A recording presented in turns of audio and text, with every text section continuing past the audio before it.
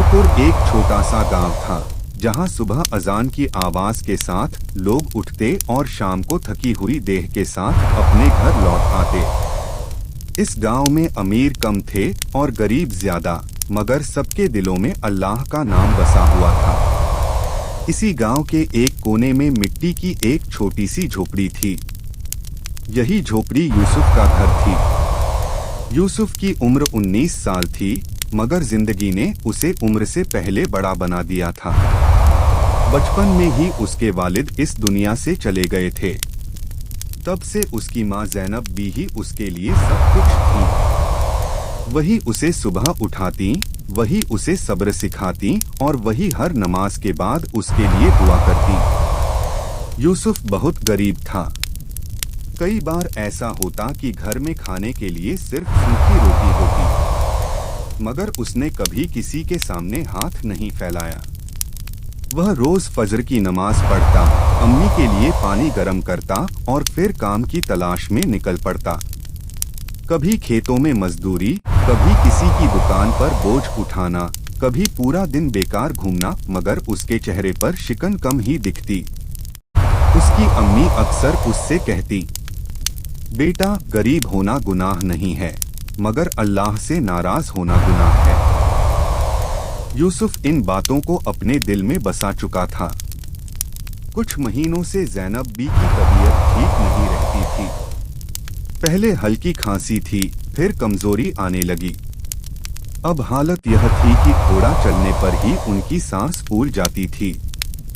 यूसुफ उन्हें देखकर परेशान हो जाता, मगर अम्मी अपने दर्द को छुपा लेती। एक दिन ज़ैनब बी ज़मीन पर बैठ गई और उठ नहीं पाई। यूसुफ घबरा गया। वह उन्हें सहारा देकर अंदर ले गया। गांव के हकीम को बुलाया गया।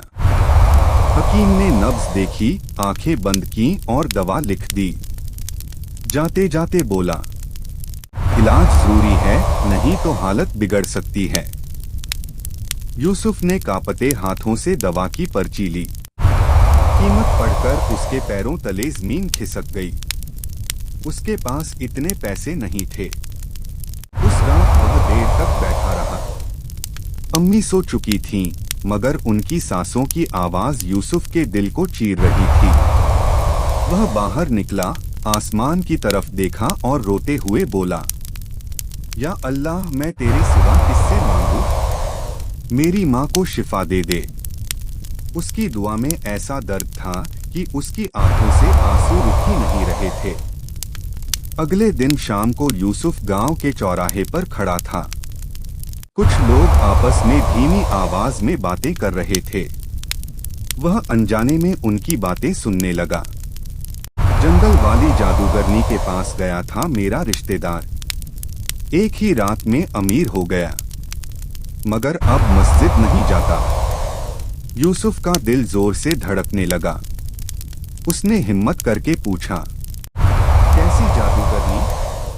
एक आदमी बोला, वह सब कुछ दे देती है, मगर बदले में अल्लाह से दूर कर देती है। यूसुफ चुप हो गया। उसके कानों में वही बात गूंजती रही। रात को वह सो नहीं पाया। माँ की बीमारी, पैसों की कमी और लोगों की बातें, सब कुछ मिलकर उसे तोड़ रहे थे। वह उठा, वुजू किया और सजदे में गिर गया। या अल्लाह, मुझे गलत रास्ते पर जाने से बचा लेना। मगर किस्मत उसका इम्तिहान लेने वाली थी। उसी रात ज़ैनब बी की हालत अचानक बिगड़ गई। उनकी सांस तेज हो गई, होंठ सूखने लगे। यूसुफ घबरा गया। उसने माँ का सिर अपनी गोद में रखा। उसकी आंखों से आंसू गिरने लगे। उस पल उसके दिल में एक ख्याल आया, अगर जादूगरनी सच में मदद कर दे तो? यह ख्याल उसे अंदर से खा गया। बहुत देर तक जंग चलती रही, ईमान और मजबूरी की। आखिर उसने फैसला किया, वह जंगल जाएगा, मगर अपने ईमान को नहीं बेचेगा। रात गहरी हो चुकी थी। नूरपुर के बाहर फैला जंगल सन्नाटे में डूबा हुआ था। पेड़ों की टहनियां हवा में ऐसे हिल रही थीं, जैसे किसी अनदेखी चीज की परछाइयां हों। यूसुफ अकेला उस रास्ते पर चल रहा था। हर कदम के साथ उसका दिल जोर जोर से धड़क रहा था, मगर उसकी जुबान पर अल्लाह का नाम था। वह धीरे धीरे ला हौल वला कुव्वत पढ़ता जा रहा था। कुछ दूर चलने के बाद उसे एक मध्यम रोशनी दिखाई दी। आग जल रही थी। उसी रोशनी के पास एक झोपड़ी थी, काली, डरावनी और रहस्यमय। यूसुफ रुक गया। उसका दिल चाहता था कि वापस लौट जाए, मगर माँ का चेहरा उसकी आंखों के सामने आ गया। उसने हिम्मत की और आगे बढ़ा। अचानक एक आवाज आई, आ गया तू? यूसुफ। उसका शरीर कांप गया। वह चौंक कर बोला, तुम मेरा नाम कैसे जानती हो? आग के पास बैठी औरत धीरे धीरे उठी। वही थी जादूगरनी। उसकी आंखें चमक रही थीं और चेहरे पर अजीब सी मुस्कान थी। जो लोगों की तकदीर से खेलती है वह नाम भी जानती है, उसने कहा। जादूगरनी ने हाथ हिलाया। आग की लपटें ऊंची उठीं और जमीन पर सोने जैसे सिक्के चमकने लगे। ये सब तेरा हो सकता है, उसने कहा। तेरी माँ का इलाज, तेरी गरीबी का अंत, सब कुछ। यूसुफ की आंखें भर आईं। उसका दिल डगमगाया। उसने धीमी आवाज में पूछा, बदले में क्या चाहती हो? जादूगरनी की मुस्कान गहरी हो गई। बस इतना कि तू अल्लाह को भूल जाए, सजदा छोड़ दे, मेरा नाम ले। ये सुनते ही यूसुफ के दिल में जैसे आग लग गई।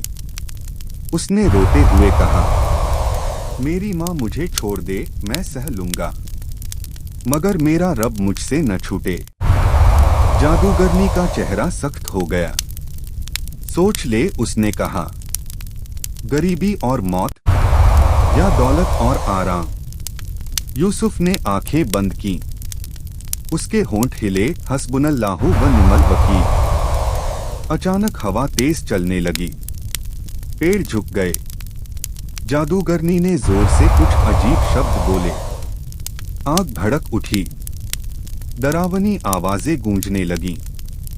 यूसुफ डर गया, मगर भागा नहीं। उसने कांपते हुए आवाज में आयतुल कुर्सी पढ़नी शुरू की। हर आयत के साथ आग धीमी पड़ने लगी। जादूगरनी पीछे हटने लगी। चुप हो जा, वह चीखी। मगर आयतें रुक नहीं रही थीं। यूसुफ की आंखों से आंसू बह रहे थे, मगर उसके दिल में अजीब सुकून था। जादू टूटने लगा। जादूगरनी जमीन पर गिर पड़ी। रोते हुए उसने कहा, बरसों से किसी ने मुझे अल्लाह का नाम याद नहीं दिलाया। तेरे ईमान ने मुझे हरा दिया। यूसुफ ने सिर झुका लिया। मैंने कुछ नहीं किया, उसने कहा, सब मेरे रब ने किया। सुबह होने से पहले यूसुफ जंगल से निकल चुका था। जब वह झोपड़ी पहुंचा तो देखा अम्मी ज़ैनब की सांसें सामान्य थीं। उनके चेहरे पर सुकून था। उन्होंने आंखें खोलीं और हल्की आवाज में कहा, बेटा, आज दिल बहुत हल्का लग रहा है। यूसुफ सजदे में गिर पड़ा। उसकी आंखों से आंसू टपक रहे थे, मगर ये आंसू दर्द के नहीं, शुक्र के थे। कुछ दिनों बाद गांव में खबर फैल गई कि जादूगरनी ने तौबा कर ली है और जंगल छोड़ दिया है। लोग हैरान थे। यूसुफ की जिंदगी नहीं बदली। वह अब भी गरीब था, मगर उसके पास वो दौलत थी जो किसी जादू से नहीं मिलती। ईमान, सब्र और अल्लाह पर पूरा यकीन। कुछ ही दिनों में नूरपुर का माहौल बदलने लगा। लोग यूसुफ की अम्मी को चलते फिरते देखकर हैरान थे। जो औरत कल तक बिस्तर से उठ नहीं पा रही थी, आज मस्जिद के बाहर बैठी तस्बीह पढ़ रही थी।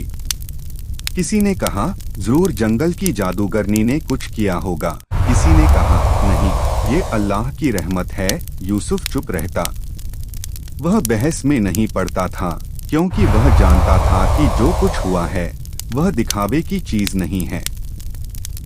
एक शाम मस्जिद के इमाम साहब ने यूसुफ को बुलाया। प्यार से पूछा, बेटा सब ठीक तो है? यूसुफ की आंखें भर आईं। उसने पूरी बात बता दी, जंगल, जादूगरनी, लालच और आयतें। इमाम साहब की आंखों से भी आंसू निकल आए। उन्होंने कहा, बेटा अल्लाह जब किसी को ऊंचा करता है तो दौलत से नहीं, सब्र से करता है। उसी दिन से गांव के नौजवान यूसुफ को अलग नजर से देखने लगे। वह कोई आलिम नहीं था, कोई अमीर नहीं था, मगर उसकी सादगी और ईमान लोगों के दिलों में उतर गया। कई लोग जो पहले नमाज में ढील करते थे, अब मस्जिद आने लगे। उन्हें लगता था कि अगर एक गरीब लड़का अपने रब पर इतना यकीन रख सकता है तो वे क्यों नहीं। उधर जंगल की खबर भी धीरे धीरे फैलने लगी। कहा जाने लगा कि जादूगरनी ने अपने पुराने औजार जला दिए, रो रो कर तौबा की और किसी अनजान जगह चली गई। कुछ लोगों ने उसे सफेद कपड़ों में देखा, तस्बीह हाथ में लिए। यूसुफ ने ये सुना तो दिल से दुआ निकली, या अल्लाह जिसे तूने राह दिखाई उसे कायम रख। समय बीतता गया। यूसुफ वही काम करता रहा, मेहनत, हलाल रोजी और माँ की खिदमत। फर्क सिर्फ इतना था कि अब उसके दिल में डर नहीं था। उसे यकीन हो गया था कि जब इंसान अल्लाह के साथ खड़ा होता है तो पूरी दुनिया उसके खिलाफ होकर भी उसे हरा नहीं सकती। एक दिन उसे शहर में काम का अच्छा मौका मिला। तनख्वाह बहुत ज्यादा नहीं थी, मगर इज्जत की थी। उसने अम्मी से मशवरा किया। ज़ैनब भी ने मुस्कुराकर कहा, बेटा जहाँ नमाज और ईमान बचा रहे वही जगह तेरे लिए बेहतर है। यूसुफ ने वही रास्ता चुना। कहानी का अंत किसी खजाने, किसी महल या किसी जादू से नहीं हुआ। कहानी का अंत हुआ सुकून पर। उस सुकून पर जो सजदे के बाद मिलता है, उस सुकून पर जो माँ की दुआ में छुपा होता है, और उस सुकून पर जो तब आता है जब इंसान कहता है, हस्बुनल्लाहु व निअमल वकील। आखिरी पैगाम, गरीबी इंसान को तोड़ नहीं सकती अगर उसका ईमान मजबूत हो, और जादू कभी जीत नहीं सकता जहां दिल में अल्लाह बसता हो। अगर यह कहानी आपके दिल तक पहुंची हो तो कृपया सब्सक्राइब जरूर करें।